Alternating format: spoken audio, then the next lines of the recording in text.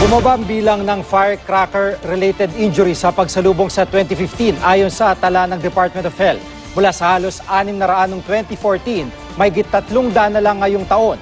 Pero mas tumaas naman daw ang bilang ng mga naputulan ng bahagi ng katawan dahil sa mga paputok. May report si Athena Imperial.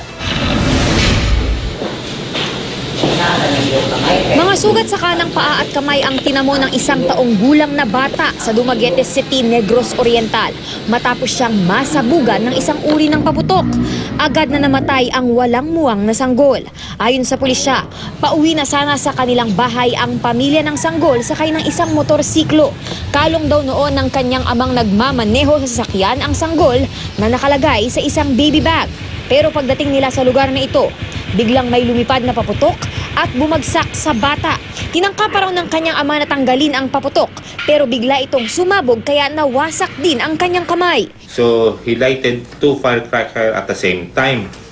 When he threw it to the sidewalk, it exploded, but not knowingly that one of the firecracker accidentally fly and landed on the chest of the victim. Tumanggi nang magbigay ng pahayag ang mga kaanak ng biktima.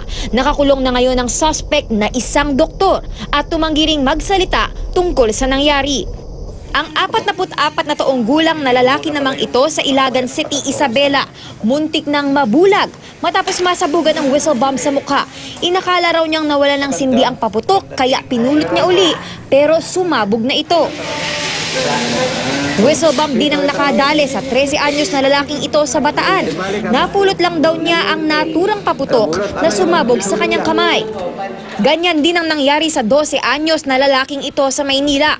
Kailangang putulin ang bahagi ng kanyang hintuturo.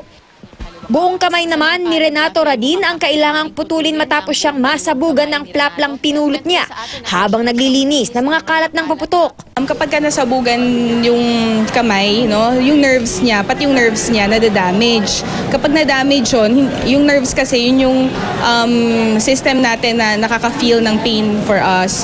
So wala na yun. May 3 iba pang biktima ng plapla, whistle bomb at fountain na isinugod sa Jose Reyes Memorial Medical Center. Ang kailangan ding putulan ng mga apektadong bahagi ng katawan.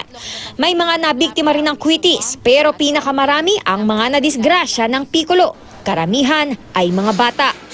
Sa iba pang bahagi ng bansa, halos mapuno rin ang mga emergency room dahil sa dami ng mga biktima ng paputok. Mahigpit na paalala ng Department of Health, maaaring mauwi sa impeksyon at tetano kapag pinatagal ang sugat na sanhi ng paputok. Ang paninigas ng panga, labis na pagpapawis o paglalaway, senyales daw ng tetano o impeksyon. Important po talaga na mabigyan agad ng mga ATS, yung mga ini-inject po, anti-tetanus, ganyan, para ma-prevent yung development ng infection na yun. Athena Imperial, GMA News.